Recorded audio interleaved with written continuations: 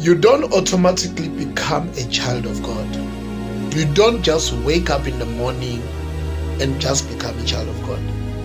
You cannot even boycott or march or go to streets and fight that you want to become a child of God. But being a child of God, it's a decision making. How? John 1 verse number 12. Yet all those who received him, those who believed in his name, he gave them right to become a child of God. They are people of God and they are children of God. What's the difference? A difference is that people of God are just everybody. All those who are just born by a woman, those are just people of God.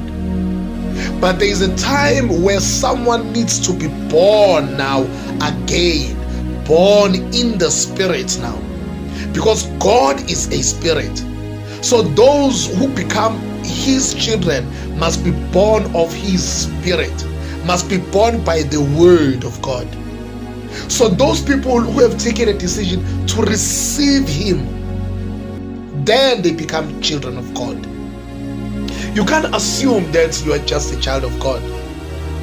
To be a child of God, it's a decision on your side. Here in human beings, in people, God has installed something called a will of choice. And that will of choice, one of the major things that God is waiting for in that will of choice is for someone to take a decision to become a child of God, to take a decision to accept Jesus, because Jesus is the gate. That's what the word of God says in John chapter number 10 verse number 9. The word of God says, I am the gate. He is the gate to heaven. John chapter number 14 verse number 6. The word of God says, I am the way, I am the truth, and I am the life. No one comes to the Father except through Jesus. The only qualification one qualifies for to get into heaven, or to be called a child of God, or to be bold in walking knowing that he is a child of God, the only qualification is to accept Jesus. When we reach to heaven, one of the questions I believe, I'm not saying it's gonna be, but I believe it's gonna be asked is that, what is it that you did with Jesus? Why you didn't accept Jesus? Because you have to accept the one who is able to reach you there, who is able to take you there, which is receiving Jesus. If you have never received Jesus, let me tell you today, my brother, you are not a child of God. You still have to take a decision and accept Christ. And that decision on its own is the one that is going to qualify you to be a child of God. There are a lot of things then after that we do and say and whatsoever, it's fine. There are a lot of serving God with our gifts, with everything that we have. But the first and initial step one needs to take in the process of repentance is to accept Jesus.